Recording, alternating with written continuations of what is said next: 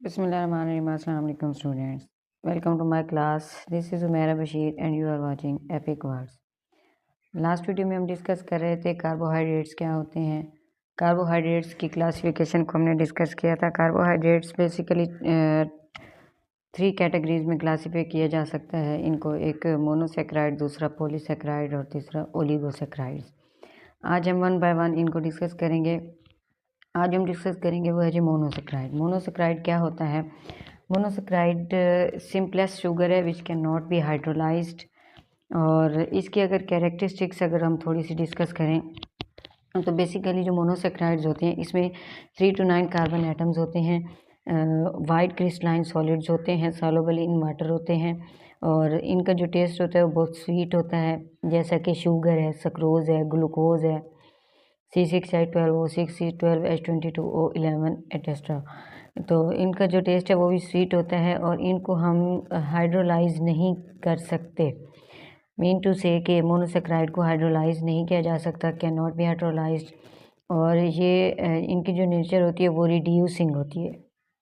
Mean we can say that monosaccharides are reducing in nature, that's why we are called as reducing sugar.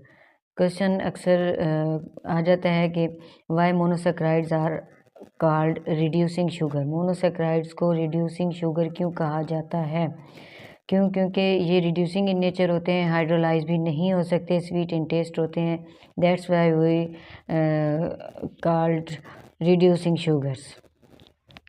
और monosaccharide जो है ये consist करते हैं basically 3 to 9 carbon atoms पे, यानी 3 कार्बन से 9 कार्बन एटम्स का जितना भी जो भी मॉलिक्यूल होगा वो क्या होगा?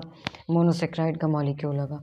इसमें पेंटाहाइड्रोक्सी कीटोन भी हो सकता है और ये ओपन चेन स्ट्रक्चर होते हैं। इनका जो जनरल फार्मूला है वो होता है C6H12O6, C6H12 एंड O6, ये इसका मोलिकुलर फार्मूला होता है, जनरल फार्मूला होता है।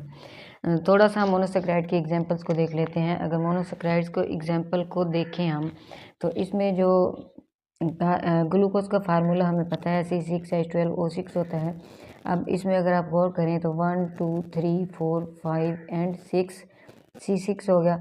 हाइड्रोजन को अगर हम काउंट करें 1 2 3 4 5 6 7 8 9 10 11 12 हो गया। और हाइड्रोजन की ऑक्सीजन कितने हो गए? 6, C6H12O6। मोनोसेक्राइड बेसिकली कंसिस्ट किस पे करता है? 3 to 9 कार्बन एटम्स वाले मॉलिक्यूल पे।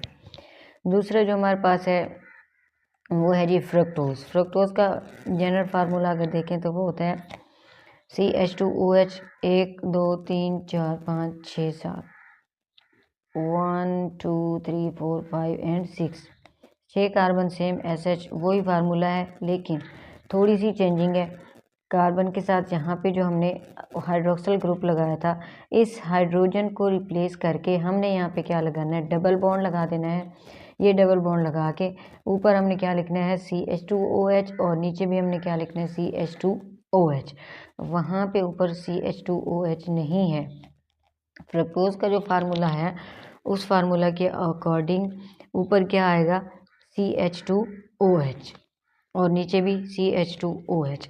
अगर थोड़ा सा मैं आपको बुक से रीडिंग करा के देखूं कि मोनोसेक्राइड्स की कुछ कैरेक्टरिस्टिक्स और हैं तो वो देख लें जी।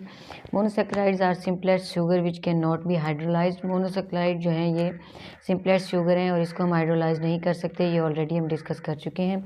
They consist of 3 to 9 carbon atoms, ये 3 से 9 कार्बन एटम्स वाले मॉलिक्यूल पर मुश्तमिल होते हैं।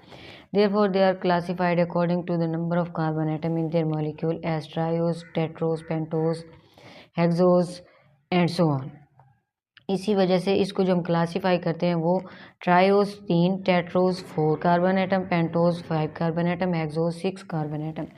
Important monosaccharides are hexose like glucose and fructose. मतलब जो इम्पॉर्टेंट मोनोसेक्राइड्स हैं वो हमारे पास कौन से हैं? एक ये हेक्सोज है और दूसरा फ्रक्टोज है और ग्लूकोज है। ये 3 ऐसे मोनोसेक्राइड्स हैं जो फ्रंट लिस्ट पे आते हैं। वजह क्या है? क्योंकि ये 3 कार्बन एटम से स्टार्ट हो रहे हैं। ग्लूकोज जो है ये पेंटा हाइड्रोक्सी एल्डिहाइड होता है। While fructose is penta hydroxy ketone है। ग्लूकोज क्या है? पेंटाहाइड्रोक्सी एल्डिहाइड है, जबकि फ्रक्टोज क्या है? पेंटाहाइड्रोक्सी कीटोन है, having open chain structure as follows and general formula C6H12O6। ये फार्मूला हम ऑलरेडी डिस्कस कर चुके हैं। Monosaccharides are white crystalline solid होते हैं, सॉल्युबल इन वाटर हैं, स्वीट टेस्ट होते हैं, इनको हाइड्रोलाइज नहीं किया जा सकता और रिड्यूसिंग इन नेचर होते हैं। रिड्यूसिंग इन नेचर की वजह से हम इसको क्या कहते हैं? रिड्यूसिंग शुगर का नाम भी दिया जाता है मोनोसेक्राइड्स को।